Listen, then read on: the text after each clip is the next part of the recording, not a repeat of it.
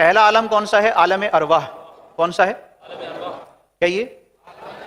عالم ہم نہیں تھے، ہماری روح تھی. اللہ تعالیٰ نے روحوں کو ہماری پہلے پیدا فرما دیا.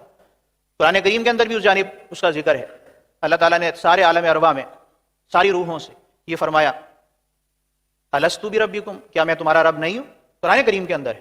تو ساری روحوں نے، ہماری روحوں نے بھی یہ کہا تھا قالوا بلا، اے رب بے شک تو ہمارا ضرور رب ہے، اے اللہ تو ہمارا رب ہے. تو روحوں کو اللہ تعالیٰ نے پیدا کیا، ان روحوں سے عالم ارواح میں یہ عہد لیا اور پوچھا کہ الستو بربکم، کیا میں تمہارا رب نہیں ہوں؟ تو ہماری روحوں نے بھی، سب لوگوں کی روحوں نے، چاہے وہ مسلمان ہو یا غیر مسلم ہو، جن کی بھی روحیں تھیں، ان سب روحوں نے یہ اقرار کیا تھا کہ قالوا بلا، تو ہمارا رب ہے. تو عالم ارواح ایک ہو گیا.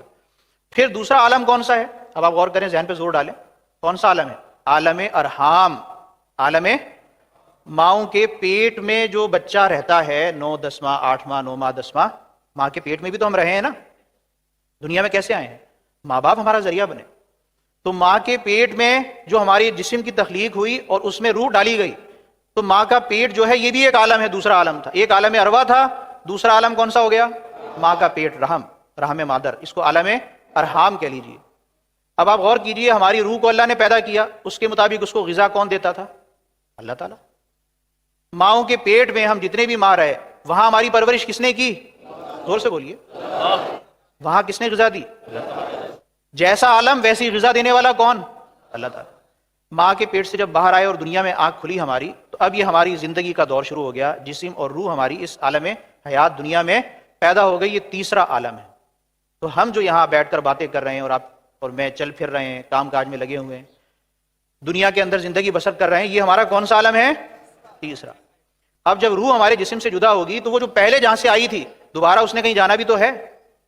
تو وہ چوتھا عالم جو مرنے کے بعد شروع ہوتا ہے، اسے کہتے ہیں عالم آخرت. عالم آخرت. عالم آخرت.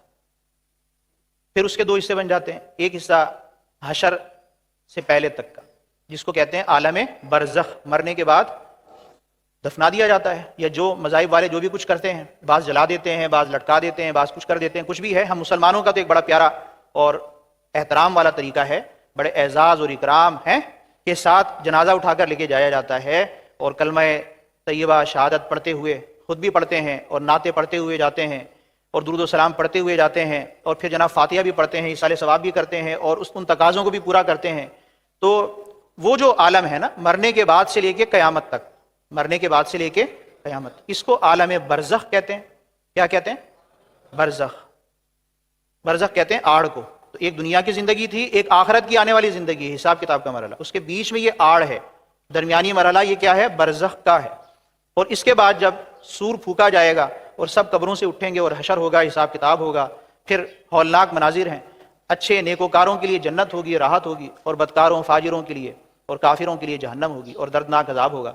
تو وہ آگے دو ٹھکانے اور آنے ہیں، اور پھر جنتیوں نے ہمیشہ جنت میں رہنا ہے.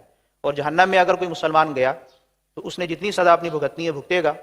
اس کے بعد جب اللہ تعالیٰ چاہے گا اپنی مشیت سے اسے جنت میں داخلہ فرمائے گا.